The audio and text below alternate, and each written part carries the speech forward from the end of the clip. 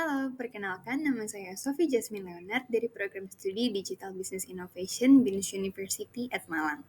Pada kesempatan kali ini, saya akan mempresentasikan bisnis plan essay saya dengan judul Perencanaan Bisnis Berbasis Niche Marketing, Peluang dan Risiko di Era Digital. Dahulu, cara pemasaran yang dilakukan oleh bisnis adalah menyasar semua orang. Tapi sekarang, yang terbukti lebih efektif adalah strategi yang berfokus pada kelompok tertentu atau kita sering sebut sebagai niche marketing. Perkembangan teknologi membuat pendekatan ini semakin relevan dan semakin bisa diandalkan. Melalui data sosial, analytics, dan algoritma, kita bisa mendeteksi dan memahami perilaku konsumen secara lebih akurat, seperti apa yang mereka cari, bagaimana mereka berinteraksi, hingga di mana mereka berkumpul secara online. Dengan kata lain, teknologi telah memperbesar peluang niche marketing untuk bisa dijalankan dengan lebih presisi, efisien, dan berdampak. Bukan hanya bisnis besar, tapi juga UMKM dan startup kini memiliki akses terhadap alat-alat pemasaran yang memungkinkan mereka untuk tampil dengan lebih menonjol di pasar yang lebih spesifik. Jadi, apa itu niche marketing? Niche marketing adalah strategi pemasaran yang menargetkan segmen pasar yang lebih spesifik. Strategi ini cocok untuk startup dan UMKM karena memungkinkan bisnis untuk fokus pada kelompok konsumen kecil yang benar-benar relevan, sehingga lebih efisien dan berpotensi membangun loyalitas jangka panjang. Tapi di sisi lain, karena lingkungan digital yang semakin dinamis dan kompetitif, pendekatan niche marketing juga membutuhkan strategi yang terarah dan presisi tinggi. Secara konsep, niche marketing menyasar komunitas kecil yang homogen, baik secara demografi, kebutuhan, hingga gaya hidup. Kunci keberhasilan niche marketing ada dalam pemahaman yang mendalam terhadap konsumen, seperti apa motivasi mereka, nilai apa yang mereka anggap penting, dan bagaimana mereka mengambil keputusan. Strategi ini umumnya juga melibatkan hubungan jangka panjang berbasis kepercayaan dan produk atau layanan yang terspesialisasi baik dari segi harga maupun fitur. Salah satu contoh perusahaan yang melakukan strategi niche marketing ini adalah Coca-Cola. Coca-Cola ini merespon tren kesehatan dengan meluncurkan produk Diet Coke dan Coke Zero yang menyasar konsumen yang menghindari gula tapi tetap ingin menikmati rasa Coca-Cola. Di era digital saat ini, niche marketing memiliki peluang besar karena bantuan teknologi seperti algoritma dan data analytics untuk memudahkan mereka menjangkau konsumen yang sangat spesifik. Dengan demikian, bisnis tidak perlu membuang banyak biaya untuk melakukan promosi ke orang-orang yang tidak relevan. Kedua, konten yang personal dan relevan. Konsumen niche biasanya sangat peduli dengan nilai, identitas, dan cerita. Mereka tidak hanya melihat produk, tetapi juga ingin tahu apakah sebuah brand memiliki kesamaan nilai dengan mereka.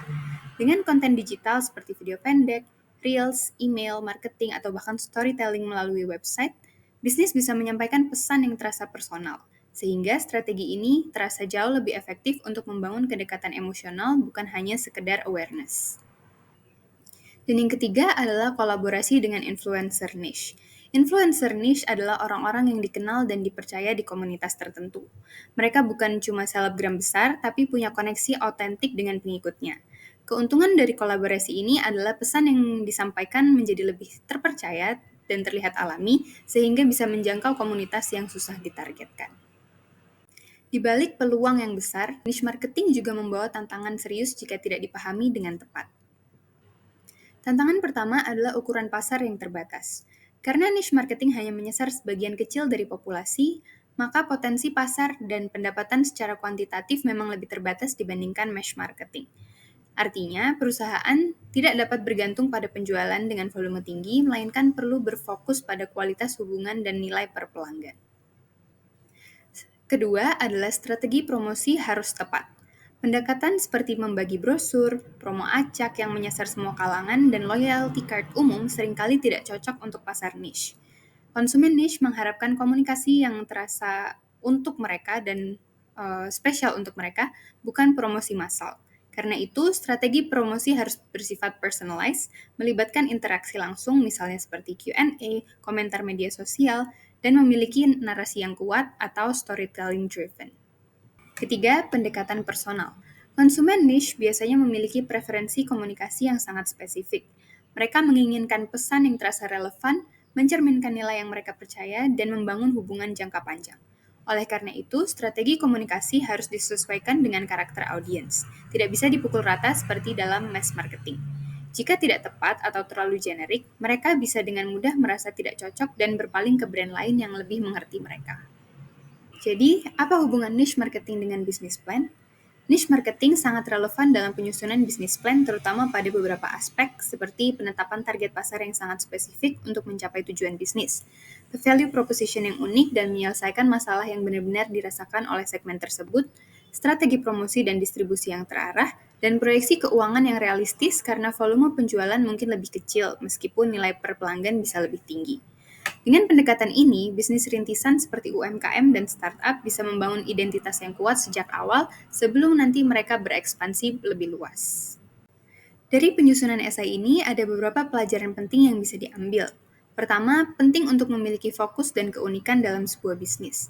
Kedua, bisnis tidak harus untuk semua orang untuk bisa jadi sukses. Ketiga, bisnis kecil justru bisa unggul kalau betul-betul paham siapa konsumennya dan bagaimana cara menjangkau mereka.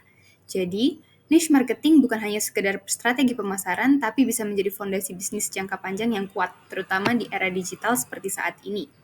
Namun, strategi ini tetap harus dipertimbangkan secara cermat dan terarah agar tetap relevan dengan pasar yang dituju. Dengan memiliki fondasi yang kuat, bisnis akan lebih siap menghadapi pasar yang terus berubah. Sekian penjelasan dari saya, terima kasih sudah menyimak dan semoga insight dari strategi niche marketing ini bisa memberi inspirasi dalam merancang perencanaan bisnis yang lebih fokus, relevan, dan berdampak.